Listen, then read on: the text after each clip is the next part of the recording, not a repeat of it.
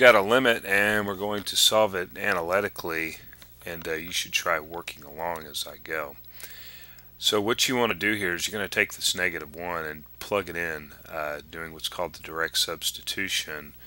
And so let's just plug this in. We have -1 squared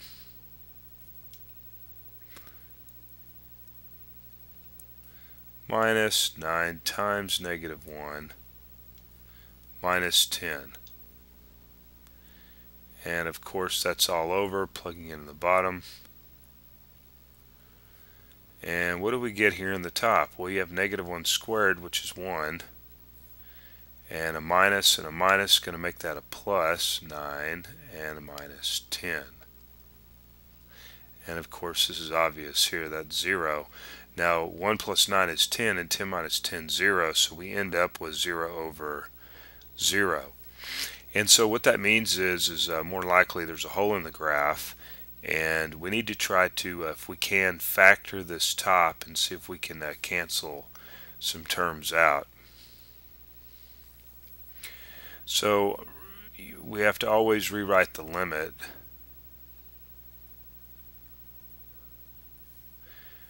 Alright, so the top is going to end up factoring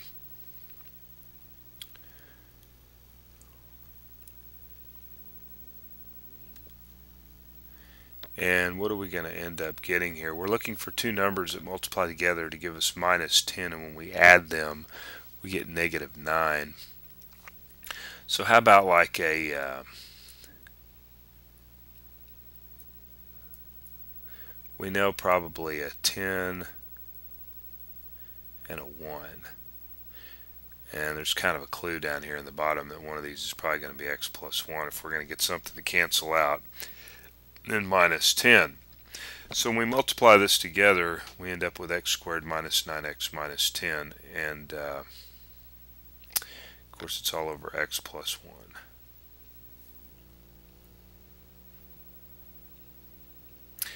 Now you can see we can cancel the x plus 1's out and then rewrite this limit. Remember, these are all still equal to each other.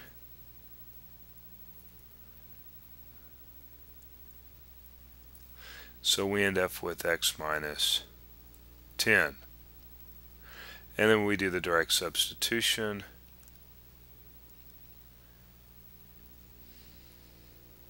And we get -11 as our final answer.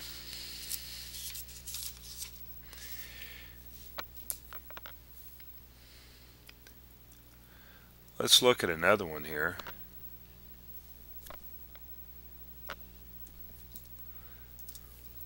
Okay.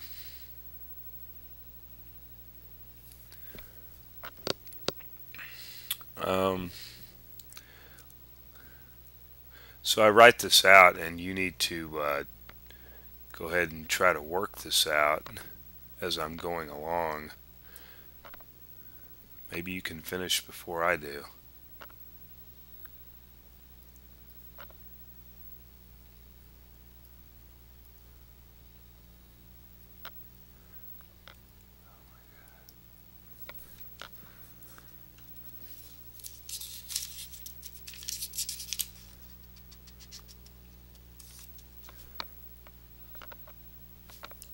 So we do the direct substitution, plugging -1 directly in. So we have 2 times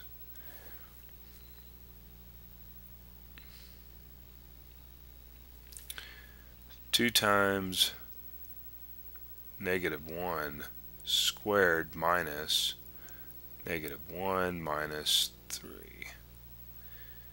And plugging -1 on the bottom, -1 plus 1, and that's obvious, that's 0.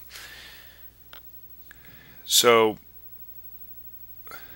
we've got 2 times -1 squared, which is 2, and then a minus and a minus makes this a plus 1. So we end up with 2 plus 1 is 3, and 3 minus 3 is 0. So we end up with 0 over 0. So that means that we're probably going to need to factor this and try to cancel some terms out. So rewriting the limit.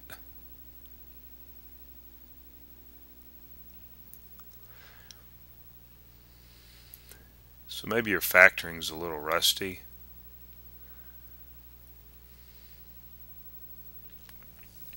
So just hang in there.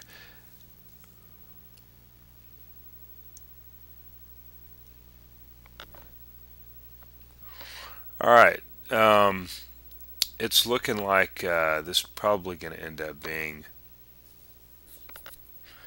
a -3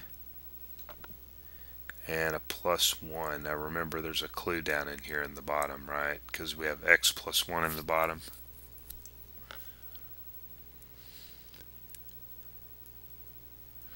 Because this is calculus we're supposed to be learning, I'm not really getting into the details on the factoring here.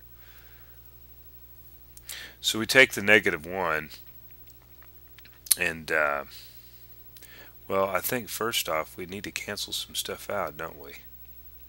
So we want to cancel these guys out here.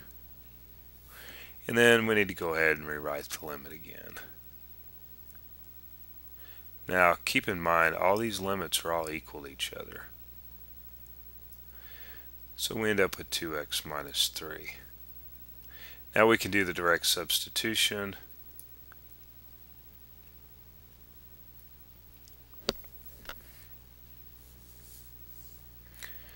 And we get -5 as our final answer.